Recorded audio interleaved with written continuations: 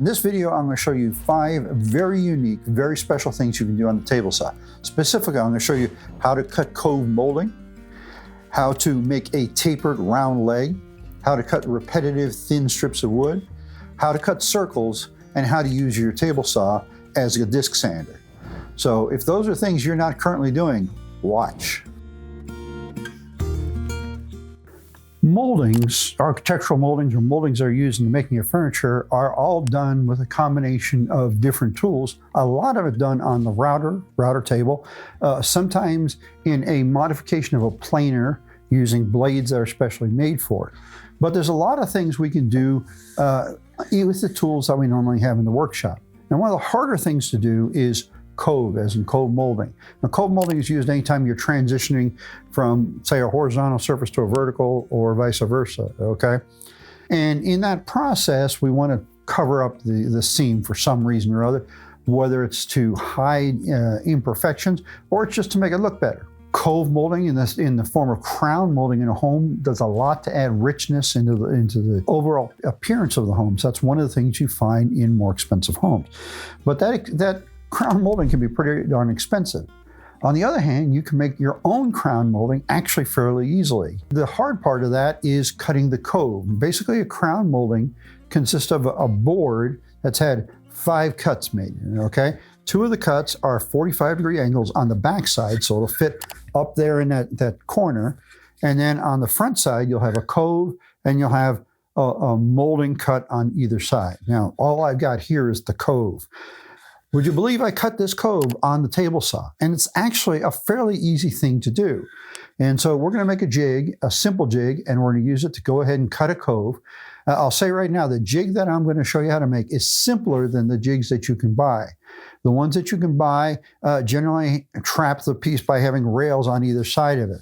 I have found that you really don't need that because the turning of the saw blade is going to push the piece right into a single rail if the single rail is in the right place.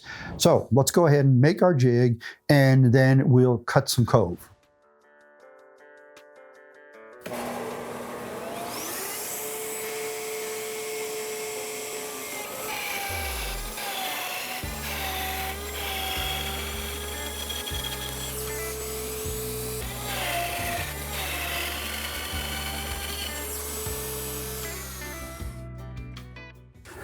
So now that I've got the slots cut in our rail, then all we gotta do is attach the mounts to it. Now I won't go ahead and cut my own mounts, mostly because my table saw uses a non-standard size. Now if you have standard size 3/8 by 3/4 inch miter slots in your saw, you can buy these things, but I cut these out of oak, and all I have to do is cut them to width and then rabbet the edges with on the router table.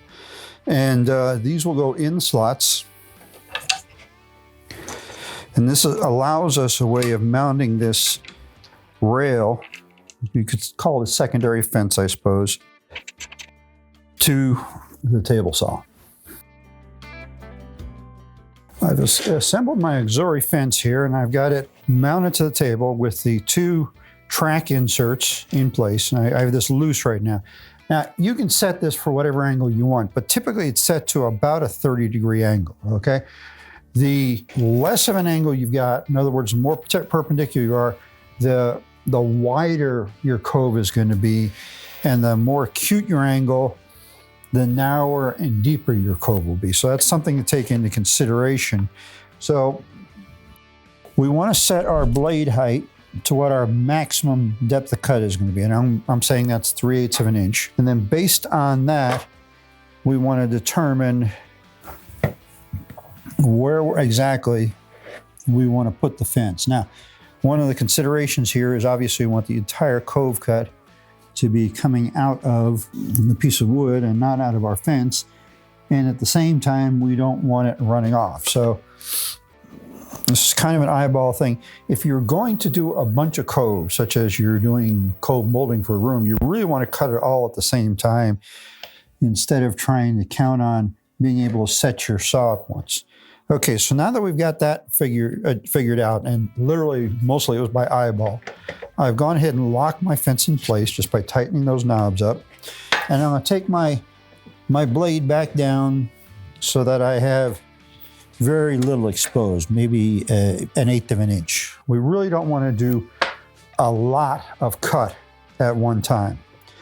Now, the natural tendency is going to be for the blade to push the material into the fence, so we should be pretty good that way. So let's go ahead and make our first cut, cutting just a little bit of the material.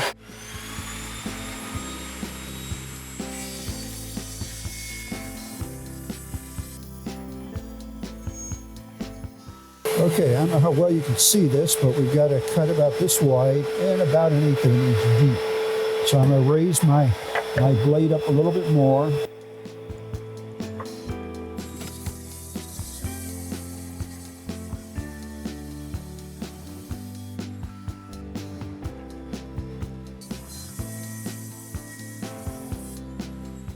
So here's our finished cut. We're cut from here to here.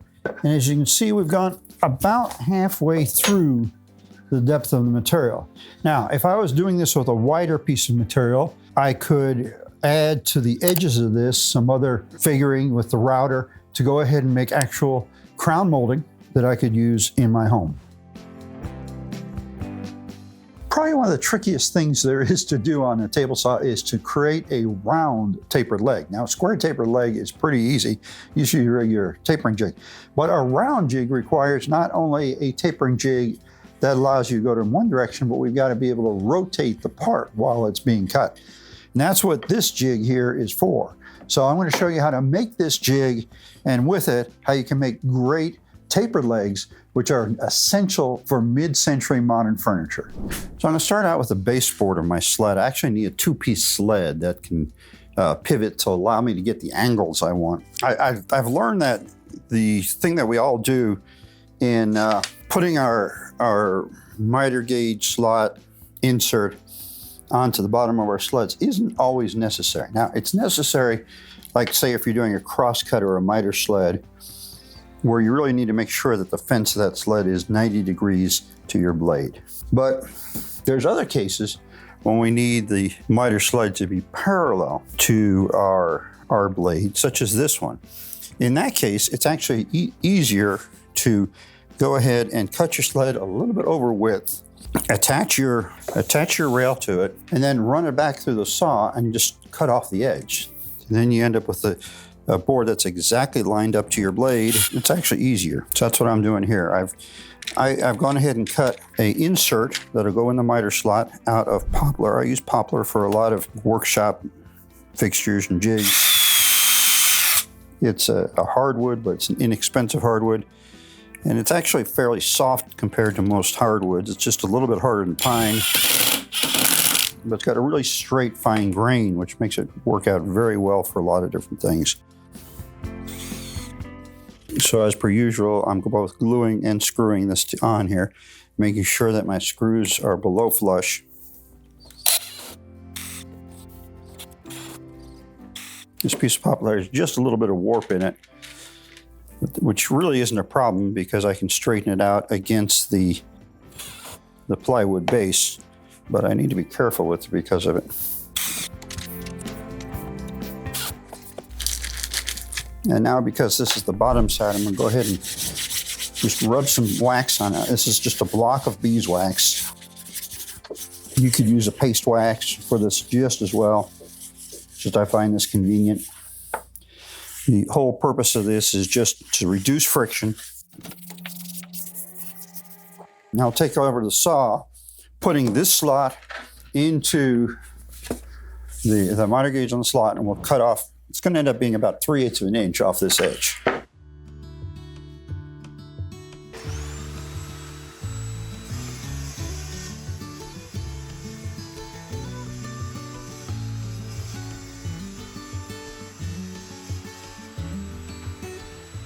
All right, I had some trouble running this through the table saw to trim down that edge. I got it jammed up. What that means is that my rail here is either a shade too wide or more likely it's a shade crooked. So what I'm going to do is take a plane. This is a rabbiting plane, so the blade goes right up to the edges of the... I'm going to literally take just a shaving, maybe 2 shavings, And these shavings are probably 2 to 3 thousandths of an inch thick. So I'm not taking a lot of material off here. But this will probably be enough to solve the problem so that it runs through there smoothly.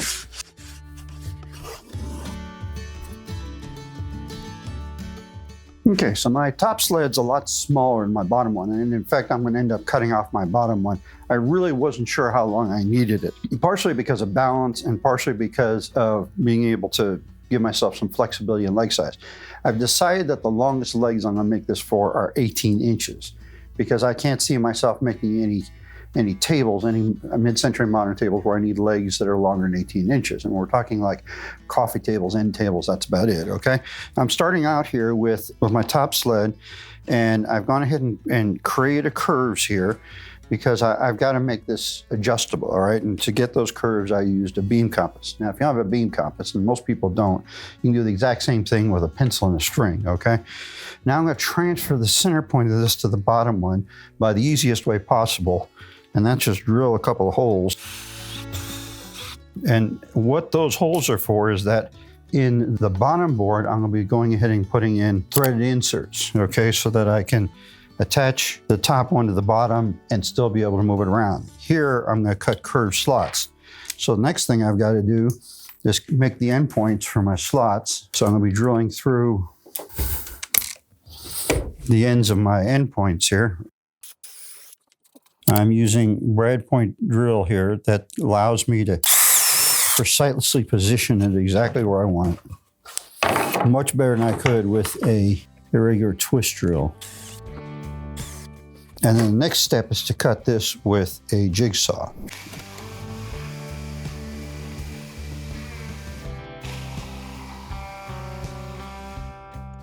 So here's my upper board with the curved slots in the ends. I still have to put the brackets on it that are actually going to hold the leg, but I've got to put my threaded inserts into the bottom board here. So as these threaded inserts take a 23/64 inch hole. You've got to make sure whenever you buy thread inserts, you know what size hole they take. Because if you don't get the right size hole, it's not going to work. And they just go in with an Allen. Now there's several different kinds of these on the market, okay? Some of the newer ones have a little flange around the edge, which is really nice. So that is going to give me my pivot point on one end, and I've got an identical one for the other end. And I'm going to put a threaded knob in there with an oversized washer, fender washer. Now I've got the capability of adjusting how steep an angle I'm going to get with my legs, as well as what my overall dimension is going to be. Okay, this is my main adjustment right here.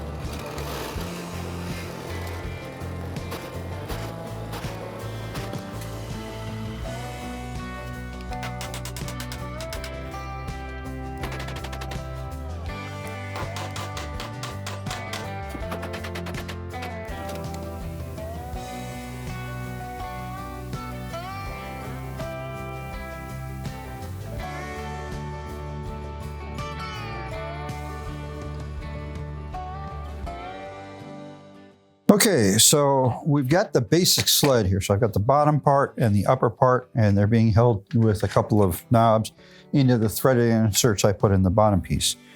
Now, I also had to have pieces to hold the leg itself. Okay, so on this end, I've just made a simple bracket, and there's a bolt going through here, and it's captive in place, all right? It's I've used a nylon insert lock nut to keep that from going anywhere, and it's going to be a live center essentially, okay? I had to put a bushing inside the wood there, and what I've used for the bushing is just these little aluminum bushings I got. There really should be a brass bushing. I didn't have the right size brass bushing, so this is a temporary fix, and then later on I'll replace it with brass. And then I've got another bushing on this side, and this one's going to be the live end. It's going to be the driven end. So I've just taken a bolt and I've cut it off to length. And really length meant cutting the head off of it and cleaning that up. For the actual operation, I'll be threading both of these into threaded inserts in my blank, and I'll show you that in a minute. This end is adjustable. I can move it back and forth a little bit. It's kind of tight, but that allows me to set the exact point I want.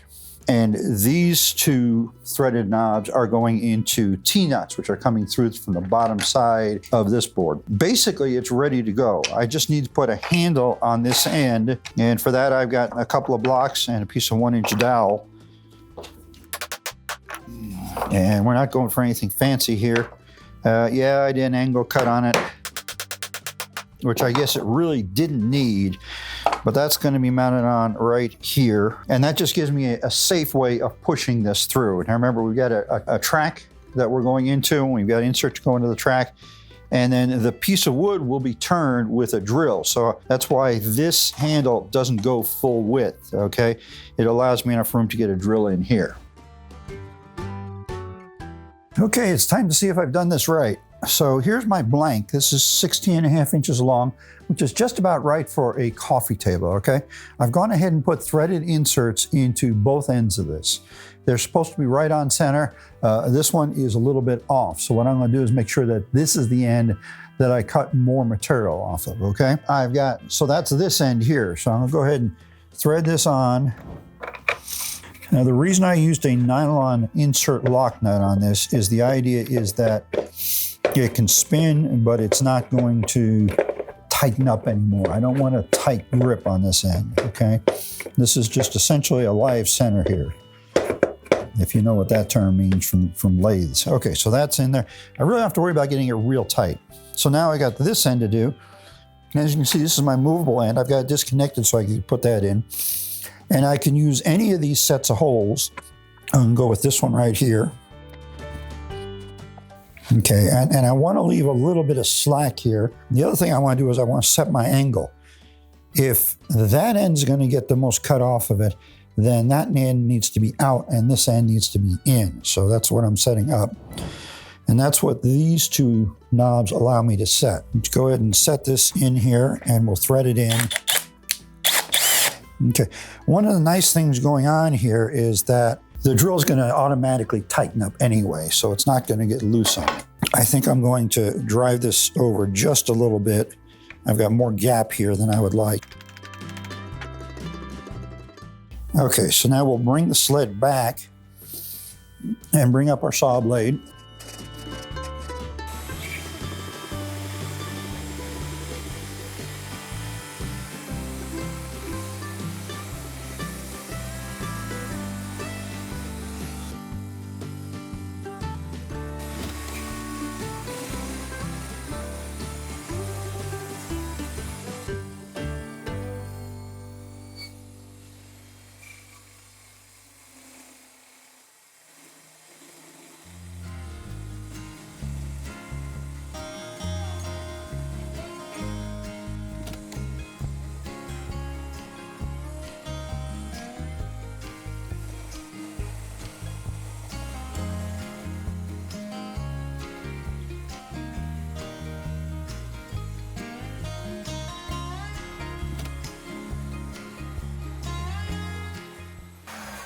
So here we've got our tapered leg.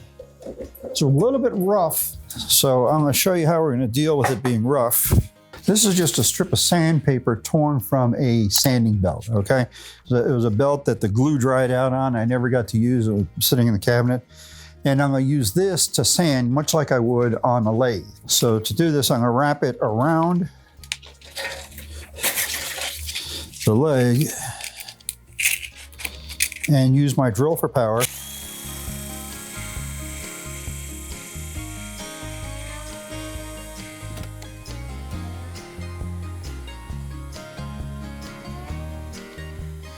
And I could continue this with successively finer grits of sandpaper until I got it nice and smooth.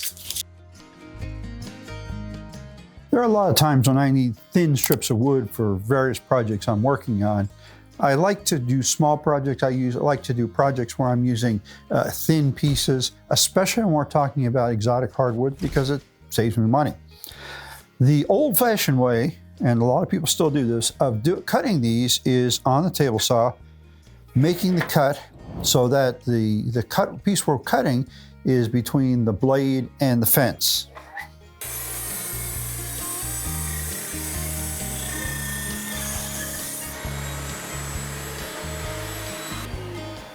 Okay, I finished that cut, and here's my piece that I want, and it's trapped between the blade and the fence.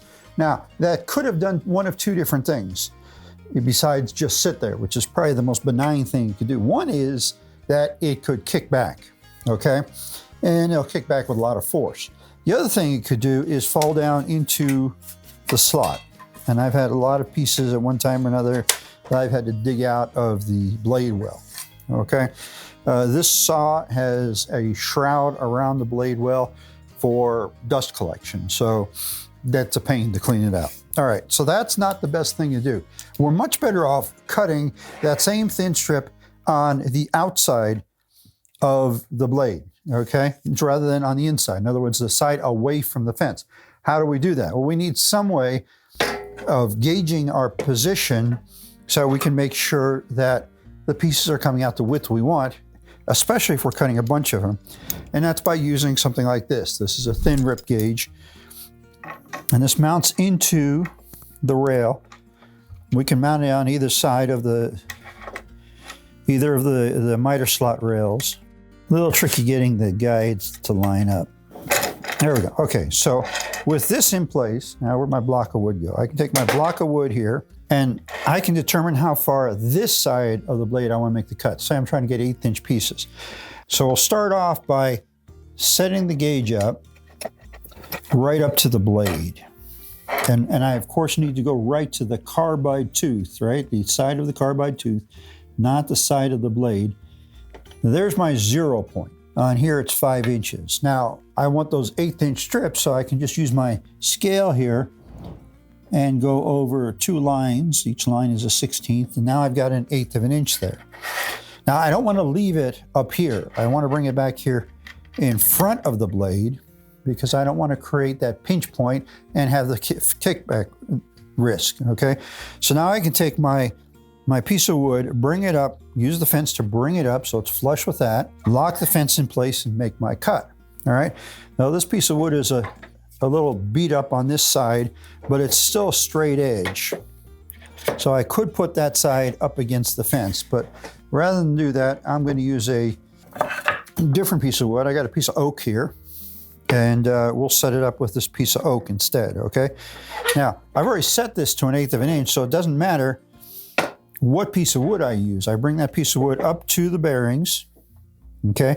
Bring my fence up here, and now I'm set right at 1/8 of an inch, and I can lock my blade down, okay? Now, remember, we've got to keep this in front of the blade so it doesn't pinch.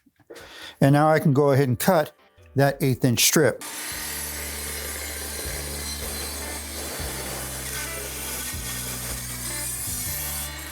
Okay, now, so here's the really good part, okay? I want multiple strips. I want them all the same.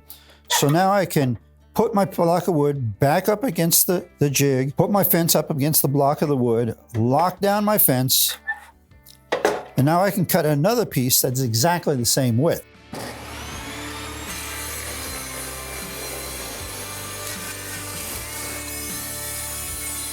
I don't normally have to stop the saw in between cuts. I'm only doing that so you can hear me. What if I want to switch pieces of wood? Oh, I can still do it. Okay, so I'm going back to my piece of weathered pine here. I'm gonna put my cut edge here up against the fence. So I'm cutting off the sloppy edge here, but I'm gonna get that 1/8 of an inch cut, just like I did before. Doesn't matter that I've switched pieces of wood. Is this piece of wood uneven? Nope, it was something sitting on the table. Okay, we're good to go.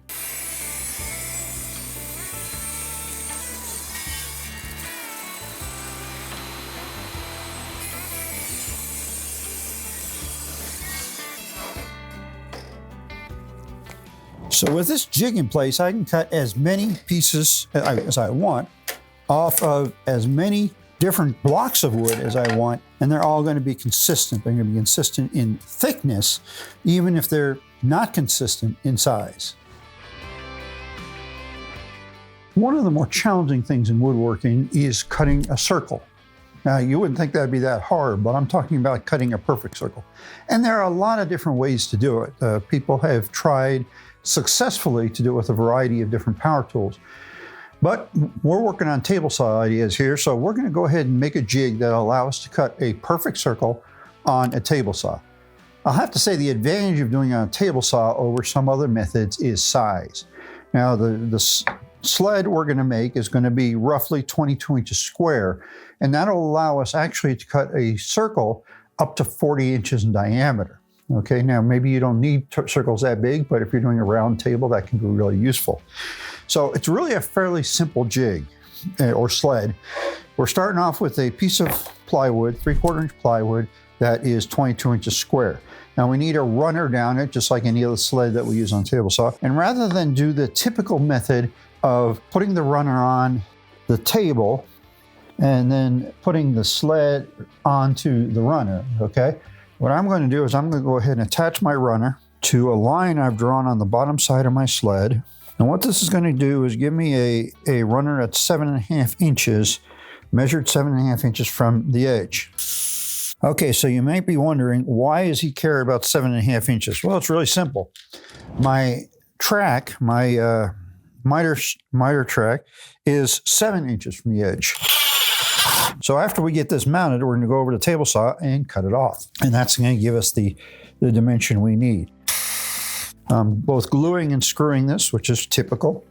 Like I said, the only real difference is I'm doing it here instead of doing it on the table saw. So now that we've got that on there, the other thing we need is a lip on the back edge. Now that lip isn't absolutely necessary, but I think it's going to be advantageous to us, so I'm going to go ahead and put it. This is the edge that will be towards me as I am using this on the saw, okay? We'll go ahead and put some glue on here. And the only other real thing I've got to do is cut this runner off to length. Okay, we're at the table saw, and remember I said that I purposely made this side too wide, okay? So here's what I'm going to do is I'm going to cut this off. I'm cutting about 1/2 inch off, and the reason I've got the blade so high is so that as I'm doing it, I can cut this lip off as well.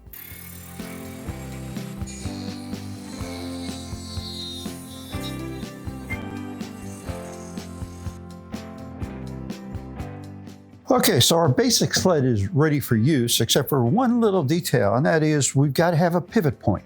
And actually, ideally, we want a bunch of different pivot points because maybe we're going to use this for different size circles at different times. So I've cut myself a pin from a 10-penny nail. Why did I use a 10-penny nail? Well, I had it, okay? This gives me a pin that is 7/8 of an inch long by 0.132 inches in diameter. At just over 1/8, so I can't drill 1/8 of an inch hole. And I had to go up, and the next higher size is a number 29 drill bit, okay? I could just drill one hole for the circle I'm gonna make right now, but while I'm at it, I'm gonna get carried away, okay? So I'm gonna take and make one line here that's 10 inches up from here. And actually this line only needs to go out to about here. And I'm gonna make another line up here. If we want to make different size circles, we need different pin locations, okay? So this line is to make circles that are up to, say, just shy of 10 inches, say 9 3/4 radius. So we want to be able to put our pin. Now, there's no sense doing a 1 inch or a 2 inch hole on here. So we're gonna, or circle. So I'm gonna start at say 2 inches, which is a 4 inch circle. And I'm gonna make marks every 1/2 inch. And I'm going to do this out to 9.5 inches, okay? So that's 19-inch circle. Okay, if I need to go bigger than that, I can't do it here because I'll run into my back fence here, all right? So that's where I would need to move up here. So starting at 10 inches, I'm going to make marks up here, okay? And again, I'm going to do them every 1/2 inches. Okay, and I can go out as far as I want. All right, what does this do for me? Well, depending on the size circle I'm going to use, that determines where I put my pin. If I want to do smaller circles, I would do the holes here. If I want to do larger circles, I do the holes here. I'm going to drill those with this size number 29 drill bit. Now maybe you don't have number drill bits, so what you want to do is go to the smallest drill bit you've got that's just above the size of your pin.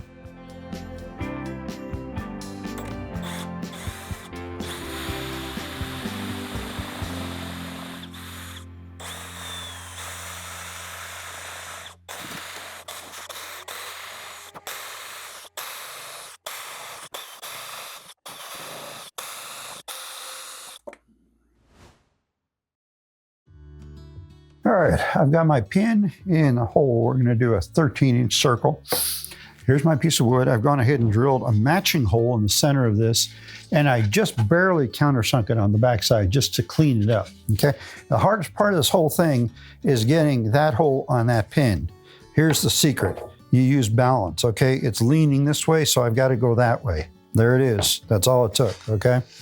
So the first thing we want to do is cut off the 4 corners and turn our square into an octagon.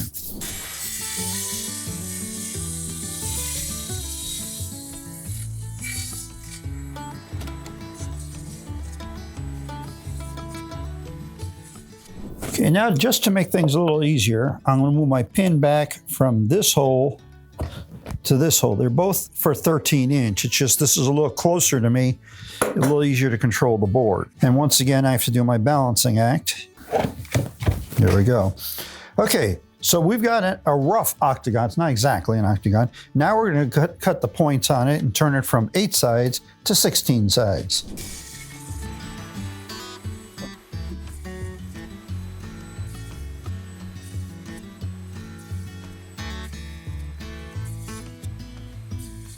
I suspect I may have missed 1 or more of my points. That's not a real issue because we're just going to go again, cutting all of those notches again, all the points sticking out again, and now we're going to go up to roughly 32 points.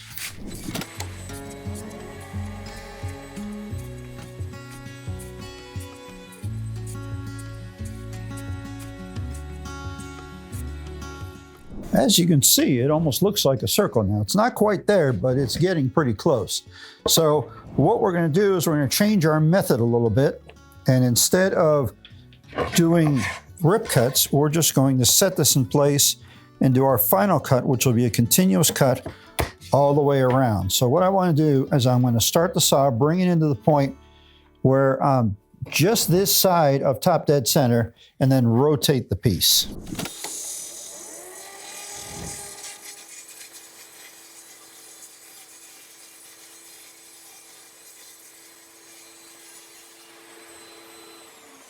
And there you have it, a circle, perfect circle, cut on the table saw. Might need a little sanding on the edges, but that's about it.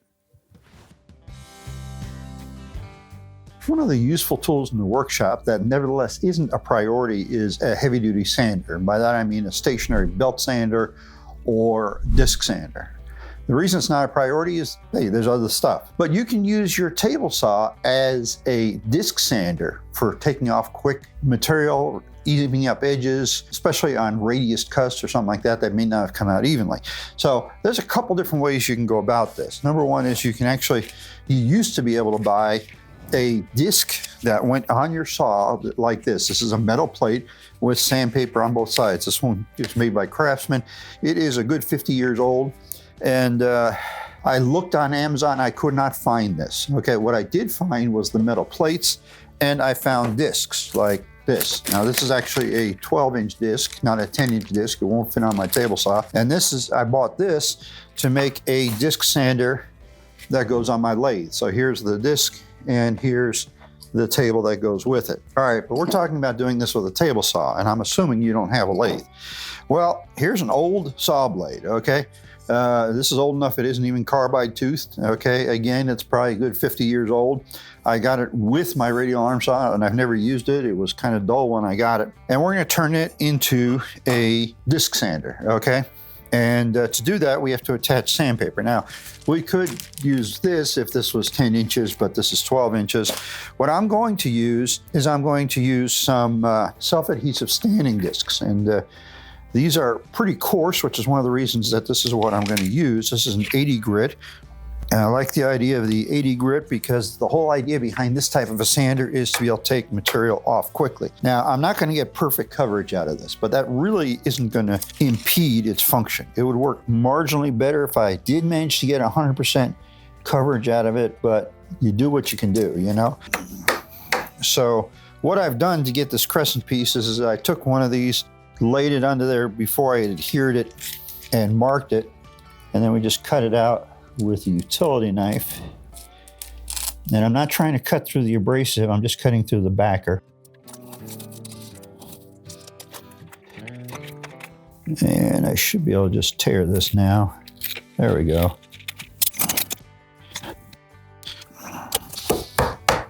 Okay, so I've got most of my blade covered up. I could put a couple more little pieces in here. And then the other thing I need is some sort of a shield. This would be really dangerous putting my hands up close to this, even though it's dull. So we're gonna make a cover, a shroud for this that will attach to the saw's fence and make it safe to work with.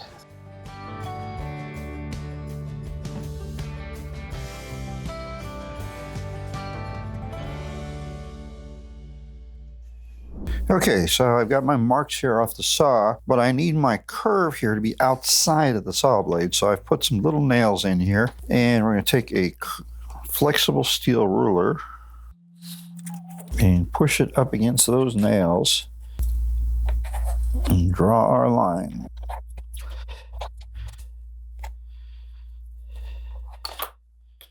Okay, so it's not a perfect line, but this gives me a cut line that'll be outside, just a little bit outside that curve.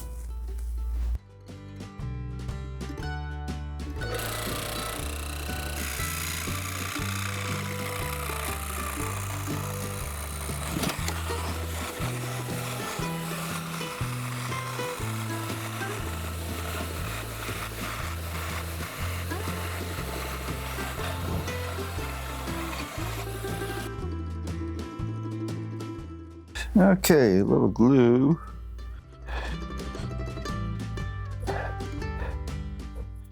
Yeah, maybe a little more than a little glue.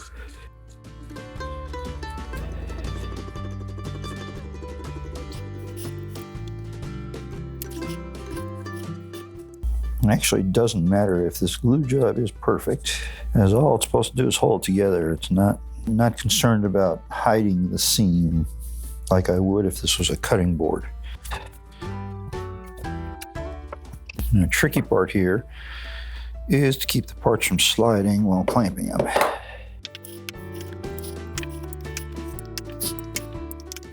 Okay, we've got a fair amount of squeeze out on the inside here. So I'm going to clean up as much of that as I can. There we go.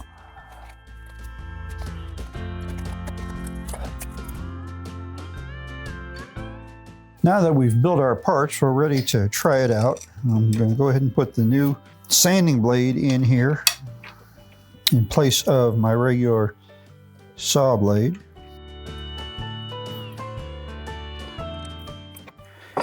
And our other piece is our guard.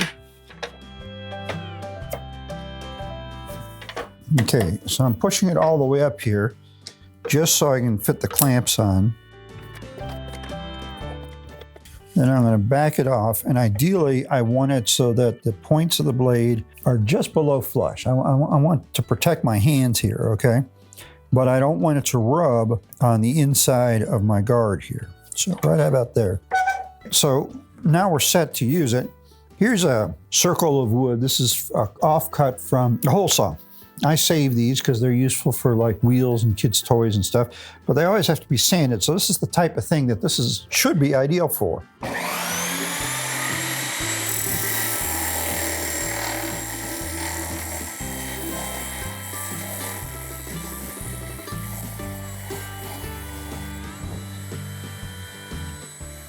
So there we have it. I'll have to say it's a very aggressive sander. And one other thing I'd like to add is I could actually make it so that the blade tilts, but I probably need to block my guard here somehow so that it would tilt with the blade, maybe put a wedge between it and the fence. But that did a beautiful job of sanding the outside of that circle smooth.